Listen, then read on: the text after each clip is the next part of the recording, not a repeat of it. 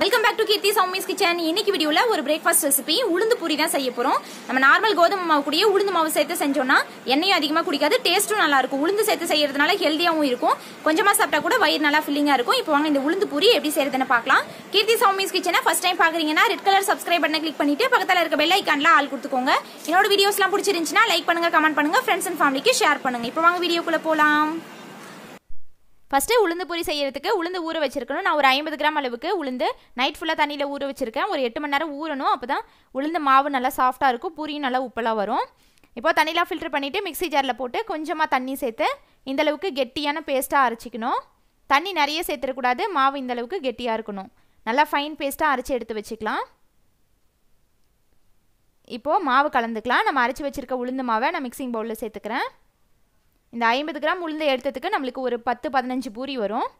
இப்போ இதில் இந்த கப்பில் 1 கப் அளவுக்கு கோதுமை மாவு சேர்த்துக்கிறேன். இப்போ தேவையான அளவுக்கு உப்பு சேர்த்துட்டு கொஞ்சமாக எண்ணெய் சேர்த்து இப்போ அதை பசைஞ்சிக்கலாம். நம்ம எப்போவும் கோதுமை மாவு பூரி செய்வோம்ல, அதுக்கு மாதிரியே தான். அதில் தண்ணி சேர்ப்போம், இதில் வந்து உளுந்து மாவு அரைச்சி சேர்த்துருக்கிறதுனால இதுவே கரெக்டாக இருக்கும். தண்ணிலாம் எதுவும் சேர்க்கக்கூடாது. இப்போது இது கூட இன்னும் கொஞ்சமாக ஒரு 3/4 கப் அளவுக்கு கோதுமை மாவு சேர்த்துட்டு இதை பசைஞ்சிக்கிறேன். எப்போவுமே பூரி மாவுக்கு நல்லா திக்காக இருக்கணும், மாவு கெட்டியாக இருக்கணும். நம்ம சப்பாத்திக்கு கொஞ்சம் சாஃப்டாக பிசைவோம்ல, கொஞ்சம் இலக்கமாக அந்த மாதிரிலாம் பிசையக்கூடாது.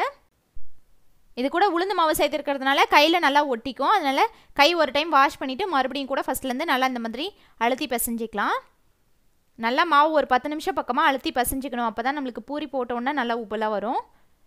இந்தளவுக்கு பிசைஞ்சதுக்கப்புறமா இது ஊற வைக்கலாம் தேவையில்ல, சப்பாத்தி மாவுக்கு மாதிரி நம்ம பிசைஞ்ச உடனே மாவு தேய்ச்சிக்கலாம். இப்போது இதிலேருந்து கொஞ்சமாக சின்ன சின்ன பால்ஸாக எடுத்துக்கணும். சப்பாத்தி மாவுக்கு எடுக்கிறத விட கொஞ்சம் கம்மியாகவே மாவு எடுத்துக்கலாம். ஏன்னா சின்னதாக தேய்ச்சி போட்டோன்னா தான் பூரி நல்லா உப்பெல்லாம் வரும். இப்போ மேலே கொஞ்சமாக மாவு தூவிட்டு 2 சைடும் தேய்ச்சிட்டு கட்டை வச்சு தேய்ச்சிக்கலாம். நல்லா அழுத்தம் கொடுத்தே தேய்க்கலாம். மாவு கெட்டியாக பசைஞ்சிருக்கிறதுனால நல்லா இந்த மாதிரி நல்லா ஸ்ப்ரெட் பண்ணி தேய்ச்சிக்கோங்க. பூரிக்கு தேய்க்கிறதுனால ரொம்ப தின்னாலாம் தேய்க்கக்கூடாது, மெலிசாக தேய்க்க வேணாம், கொஞ்சம் திக்காக இருக்கிற மாதிரியே தேய்ச்சிக்கலாம். சப்பாத்தி மாவை விட கொஞ்சம் திக்காக இருக்கணும் எப்போவுமே பூரிக்கு. இந்த அளவுக்கு ஸ்ப்ரெட் பண்ணதுக்கப்புறமா எடுத்து வச்சுக்கலாம். இதே மாதிரி ஒரு 4-5 பூரி தேய்ச்சி வச்சுக்கோங்க. டக்குன்னு போட்டு எடுக்கிறதுக்கு ஈஸியாக இருக்கும். அவ்வளோதான். இப்போ எண்ணெயில் போட்டு பொரிச்சிக்கலாம். இந்த சைஸில் தான் தேய்க்கணும், ரொம்ப பெருசாக தேய்ச்சிங்கன்னா பூரி உப்பி வராது. ஸ்டவ் ஆன் பண்ணி எண்ணெய் வச்சுருக்கேன். எண்ணெய் நல்லா காய்ச்சதுக்கப்புறமா ஃப்ளேமை ஹையில் வச்சுட்டு பூரி போட்டுக்கலாம். இந்த மாதிரி அதுவே நல்லா உப்பி வரும். இப்போ அந்த சூடான எண்ணெயை கொஞ்சமாக கரண்டியில் எடுத்து பூரி மேலே தெரிச்சு விட்டுக்கோங்க. நல்லா உப்பி வரும். இப்போது போட்டதுக்கப்புறமா ஃப்ளேமை லோ பண்ணிவிட்டு பூரியை திருப்பி போட்டு இந்த சைடு கொஞ்சம் நேரம் வேக வச்சுக்கலாம். எல்லா பூரியுமே நல்லா உப்பி வரும். இப்போது அடுத்த சைடு வெந்ததுக்கப்புறமா எடுத்துக்கலாம். இதே மாதிரி எல்லா பூரியும் போட்டுக்கோங்க. பூரி போடும்போது ஃப்ளேமை ஹையில் இருக்கணும், நல்லா எண்ணெய் காய்ச்சிருக்கணும், அப்போ தான் பூரி இந்த மாதிரி உப்பி வரும். எண்ணெய் காயாமலையோ இல்லை லோ ஃப்ளேமில் வச்சு பூரி போட்டோன்னா பூரி இந்தளவுக்கு உப்பி வராது, எண்ணெயும் அதிகமாக குடிச்சிரும், வதன்னு நல்லா இருக்காது. அதனால் ஃப்ளேமை ஹையில் வச்சு தான் பூரி எப்போவுமே போடணும். இப்போது இன்னொரு சைடு திருப்பி போட்டு இதே மாதிரி எல்லா பூரியும் பொரித்து எடுத்துக்கலாம்.